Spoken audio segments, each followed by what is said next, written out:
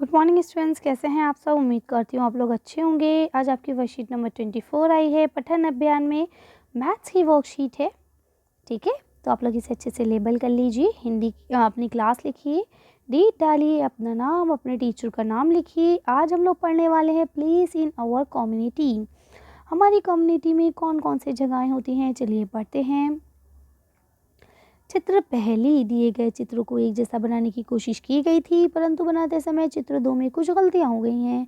आप किन्हीं 4 गलतियों को ढूंढकर अपने अध्यापक और अध्यापिका के साथ साझा कीजिए।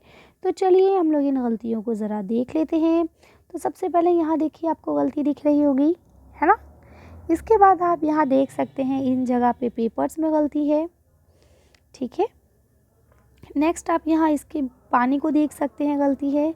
इसके बाद यहाँ पे कुछ छींटों की गलती भी है। ठीक है, तो ये छोटी छोटी गलतियाँ हैं जिनको आप लोग लिख सकते हैं। इसके अलावा अगर कोई गलती हो और मुझे नहीं दिख रही है तो आप लोग उसे भी मेंशन कर सकते हैं। ठीक है, चलिए आगे चलते हैं। आज हम लोग पढ़ने वाले हैं ईंटों की भट्टी के बारे में। यहाँ लिखा है, परमजीत बाहरी दिल्ली में रहता है। उसके घर के नज़दीक ईंटों की भट्टियाँ हैं। ईंटों की भट्टियाँ ऐसे गर्म कक्ष होते हैं जहाँ पर मिट्टी से बनी ईंटों को पकाया जाता है और उन्हें ठोस और पक्का रूप दिया जाता है। परमजीत के पिताजी भी इन्हीं भट्टियों में क्या करते हैं, ट्रक चालक का काम करते हैं, जो ईंटों को भट्टियों से विभिन्न क्या करते हैं, जगहों पर पहुंचाते हैं। ठीक है, तो चलिए देखते हैं अब हमें इसमें करना क्या है। लिखा है, अगर एक भट्टी में प्रतिदिन लगभग 960 ईंटें बनती हैं तो ऐसी 11 भट्टियों में कितनी ईंटें बनती होंगी। तो बहुत आसान है, 960 को 11 से गुणा कर दीजिए। ठीक है, एक भट्टी में 960 बन रही है तो 11 में कितनी बनेंगी। तो लिखिए 960 इंटू 11। तो 0 का 0, ठीक है, 6 का 6, 9 का 9 इंटू 0 का 0, 6 का 6, 9 का 9। आपको पता है कि जब हम किसी डिजिट को 1 से मल्टीप्लाई करते हैं तो वही आता है। अब 0 का 0 हो जाएगा, 6 का 6 हो जाएगा, 9 और 6 हो जाएगा 15 और यहाँ हो जाएगा 9 और 1 10। तो बस आपको सिंपल सा आंसर लिख लेना है 10,560। ठीक है, तो कितनी ईंटें बनती होंगी 11 भट्टियों में मिला के, 10,560 कर लेंगे। आगे चलते हैं।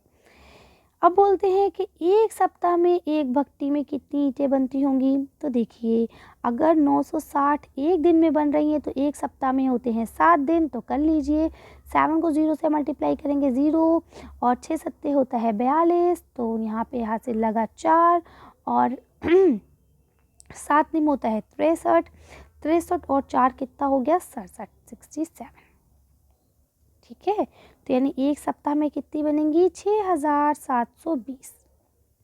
ठीक है, आगे चलते हैं। यहाँ देखिए लिखा है, सभी 11 भट्टियों में एक सप्ताह में कितनी ईंटें बनती होंगी।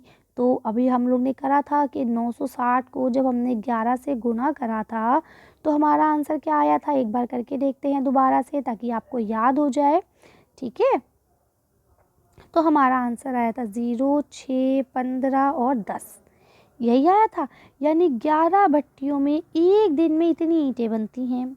ठीक है, तो अगर एक दिन में इतनी ईंटें बनती हैं तो उसमें एक सप्ताह में कितनी बनती होंगी। तो अगर एक दिन में 10,560 ईंटें बन रही हैं, कितने दिन में, एक दिन में।